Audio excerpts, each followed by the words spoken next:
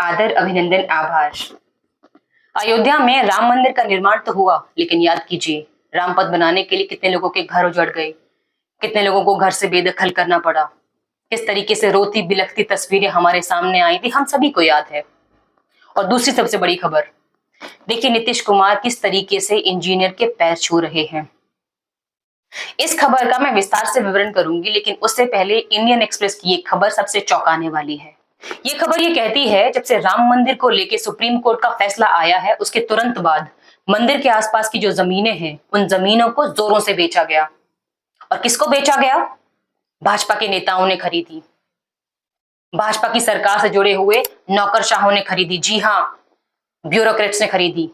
और सबसे जरूरी बात, भारतीय जनता पार्टी के जो करीबी उद्योगपति हैं, उन्होंने खरीदी। और वो कौन उद्योगपति हैं?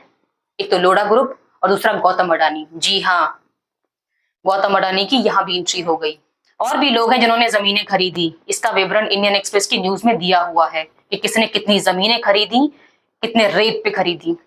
ये देखिए ग्राफ, इस पे साफ दिख रहा है कि कितनी दूर तक मंदिर के आसपास जमीनों को किस किस गांव से खरीदा गया है। जी हाँ, इंडियन एक्सप्रेस की खोज में पता चला है कि 2500 लैंड रजिस्ट्रीज हुई हैं, लगभग 25 गांव में जो मंदिर के आसपास हैं। और उन सभी का लिंक भारतीय जनता पार्टी की सरकार से जुड़ा हुआ है। अब बताइए, क्या आपको इस बात से हैरत होती है कि अयोध्या के फैजाबाद से भारतीय जनता पार्टी लोकसभा का चुनाव क्यों हार गई?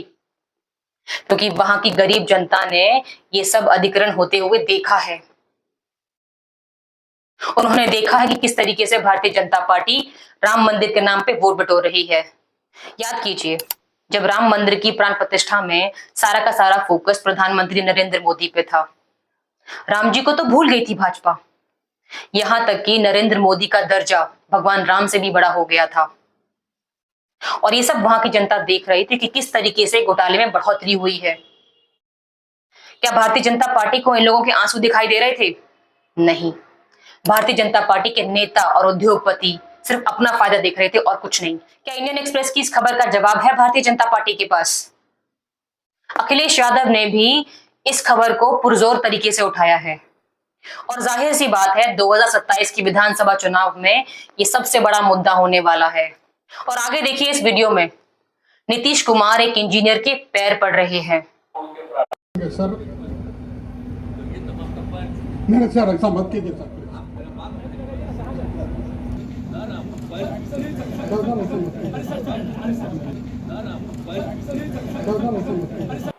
हम आपको हाथ जोड़ के प्रार्थना करें, आपका पैर छुए, आपका पैर छुए। तो याद रखिए, हम हाथ जोड़ के प्रार्थना करते हैं, हाथ जोड़ के प्रार्थना करते हैं। तो हम रोज इन लोगों को हाथ जोड़े रहते हैं, तो हम रोज इन लोगों को हाथ जोड़े रहते हैं। हम तो कह देते हैं हाथ में जोड़ेंगे, हम पैरवा छुएते रहेंगे, हाथ में जोड़ेंगे, हम पैरवा छुएते रहेंगे। मेरा बतवा कहानी तेजी से कर रहे हैं। आप जानते हैं क्यों पढ़ रहे हैं? क्योंकि 1 दर्जन से ज्यादा पुल गिर चुके हैं बिहार में। उसके लिए नीतीश कुमार बेबस दिखाई दे रहे हैं। ऐसी लाचारी एक मुख्यमंत्री की समझ नहीं आती। अगर किसी और राज्य के मुख्यमंत्री ने ऐसा किया होता तो प्राइम टाइम पे डिबेट चल रही होती, सरकार को कटघरे में रखा जाता। लेकिन आप जानते हैं कि जिस भी सरकार का नाम भारतीय जनता पार्टी से जुड़ जाता है, उससे मीडिया सवाल कहां करती है? और गोदी मीडिया तो नतमस्तक है उनके सामने। अगर आपको मुझसे कोई सवाल करने हैं तो आप मुझे कमेंट सेक्शन में बता सकते हैं, और नहीं तो मुझे इंस्टाग्राम पे डीएम कर सकते हैं। नमस्कार।